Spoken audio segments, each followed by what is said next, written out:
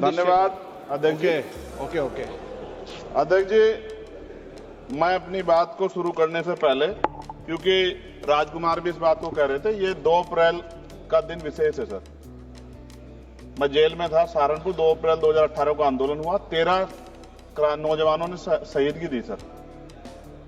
मैं उनको नमन करता हूं सर। और आज फिर 2 अप्रैल है, एक और शहीदगी की तैयारी लग रही। तो मैं उन क्रांतिकारियों को भी आज याद करता हूं जिन्होंने, मुस्लिम क्रांतिकारी जिन्होंने देश की आजादी में योगदान दिया।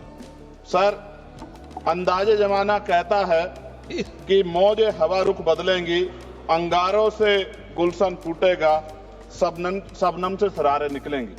वक्फ संशोधन विधेयक 2024 संवैधानिक मूल्य एवं सांप्रदायिक सौहार्द के लिए गंभीर खतरा है।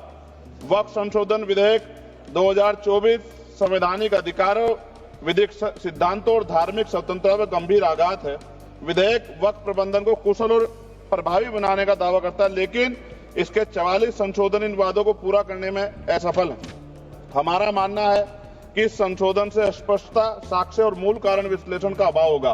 पूर्व संशोधनों का मूल्यांकन नहीं होगा, हितधारकों से परामर्श की पारदर्शिता नहीं होगी, मौलिक अधिकार का उल्लंघन होगा। Article 13, article 14, article 25, article 26, article 50, article 300 सर्वोच्च न्यायालय के निर्णय, स्थापित कानून और इस्लामी सिद्धांत और संविधान की भावना का उल्लंघन होगा। असत्य वादे बनाम वास्तविक प्रभाव, विधेयक सुधार और सशक्तिकरण का दावा करता है, लेकिन वास्तव में धार्मिक संपत्तियों के पुनः वर्गीकरण जब्ती का प्रावधान संशोधन 39A, ऐतिहासिक मस्जिदों, कब्रिस्तानों को सरकारी संपत्ति घोषित करना, जिससे सांप्रदायिक तनाव पैदा हो सकता है। जिलाधिकारियों को अत्यधिक अधिकार प्राप्त करना, संशोधन 4B। जिलाधिकारी सर सरकार के होते हैं, वो सरकार के हिसाब से काम होते हैं। यहाँ जितने MP बैठे हैं विपक्ष के, इनसे पूछ के देखो कि इनके जिले में क्या हाल है। इनका जिलाधिकारी सुनता नहीं सुनता, MP बैठे हैं, पूछ के देखो विपक्ष के, आपको पता लग जाएगा। सर, धार्मिक विशेषज्ञता या समुदाय की सलाह के बिना निर्णयों से संपत्ति विवाद और विश्वास की कमी उत्पन्न होगी। ट्रिब्यूनल की शक्ति कमजोर करना और मुस्लिम प्रतिनिधित्व हटाना, संशोधन 10B। धार्मिक कानून की त्रुटिपूर्ण व्याख्या और पक्षपाती निर्णय, दानकर्ता इच्छा की उपेक्षा व धार्मिक स्वतंत्रता का हनन, संशोधन 5A। दानकर्ता द्वारा समर्थन वापस, जिससे सामुदायिक संस्था कमजोर हुई। गैर मुस्लिमों द्वारा स्थापित वक्फ सुरक्षा समाप्त करना, संशोधन 104 की समाप्ति। अंतर धार्मिक सौहार्द प्रभावित होगा सर। सदियों पुरानी धार्मिक संपत्तियों पर सीमा अधिनियम लागू करना, संशोधन 27B। कब्जा की गई संपत्तियों की स्थायी हानि, धार्मिक विषयों को दरकिनार कर वक्फ निर्धारण करना, संशोधन 6C। धार्मिक ज्ञान के अभाव में संपत्तियों गलत वर्गीकरण, पंजीकृत वक्फ घोषणाओं को अपराध घोषित करना, संशोधन 312। भय के माहौल में धार्मिक दान में गिरावट, मनमाने सर्वेक्षण को और वर्गीकरण की अनुमति देना, संशोधन 8A। धन्यवाद वकील साहब। सर, अभी पूरा दो जाने दो। सारी धाराएं पढ़ दोगे आप तो? सर, 2 मिनट में खत्म करूंगा और ये इंपॉर्टेंट है सर, मौका दीजिए सर। बिना जवाबदेही के बड़े पैमाने पर वक्फ संपत्तियों का पुनः वर्गीकरण, प्रशासनिक भ्रम और प्रभावशीलता को नुकसान पहुंचाना, संशोधन 12D। कानूनी विवाद और कुप्रबंधन को वक्फ बोर्डों की विश्वसनीयता का नुकसान, स्पष्ट आधारों पर राज्य द्वारा वक्फ बोर्ड को भंग करने का अधिकार, संशोधन 3C। राज्य के व्यापक विरोध प्रदर्शन धार्मिक लक्ष्य का लक्ष्य, सार्वजनिक हित के नाम पर वक्फ प्रशासन पर पूर्ण नियंत्रण, संशोधन 37C2। व्यापक स्तर पर अशांति विरोध प्रदर्शन, कानून व्यवस्था की गंभीर स्थिति।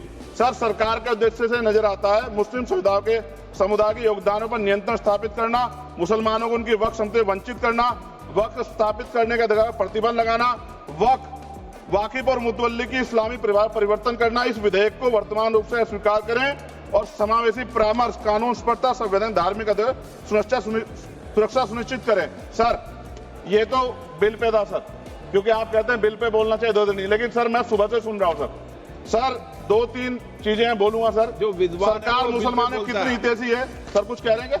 जो विद्वान होता है वो बिल पे बोलता है। सर, बस खत्म कर रहा हूं। सरकार कितनी हितैषी है सर? केंद्रीय मंत्रिमंडल में एक भी मुस्लिम मंत्री नहीं है। सच तो यह है कि अभी ईद पे नमाज पढ़ने के लिए भी नए नियम बनाए गए, और जो नमाज पढ़ रहे थे उनके पीछे पुलिस कर्मचारी लाठी लेकर खड़ा था, मैंने खुद देखा सर। अगर सरकार इतनी देर सच्चर कमेटी की रिपोर्ट पर चर्चा कराएगी, बिल्किस बानो के आरोपियों का जेल से बाहर आने के बाद स्वागत किया गया सर। मुसलमानों की जमीन की बात है, SC/ST की जो जमीन है वो छीनी जा रही है सर। कानून से ऊपर उठकर मुसलमानों घरों पर बुलडोजर चलाए गए, सबने देखा। सुरक्षा की बात करते हैं, लिंचिंग की गई, मुसलमान मारे गए सर। कावड़ यात्रा में गरीबों के ठेलों पे सुप्रीम कोर्ट ने ऑर्डर किया कि नाम मत लिखवाओ, देश को मत तोड़ो। अंत में सर बात निकली है तो दूर तक जाएगी। पार्टी सरकार के नेता यात्रा निकाल के कहते हैं मुसलमानों को भगाओ, और कई एक मुस्लिम एमपी पिछली बार सर उनको क्या क्या शब्द निकले, कोई निंदा नहीं हुई सर, और उसका प्रमोशन हुआ। और कभी आपके नेता कहते हैं सरकार गोली मारो, और आप हिंदू राष्ट्र की बात करते हैं सर। मेरा यह कहना है सर, मैं इसका पुरजोर विरोध करता हूं और अपनी एक शायरी के साथ खत्म करूंगा। तो बहुत सुनी मैंने आज दोनों तरफ, जब तक ना बदले जालिम हुकूमत का मिजाज, एहतजाज एहतजाज एहतजाज, और ये तब तक रहेगा जब तक सर अपनी सरकार सोच नहीं होती। धन्यवाद सर।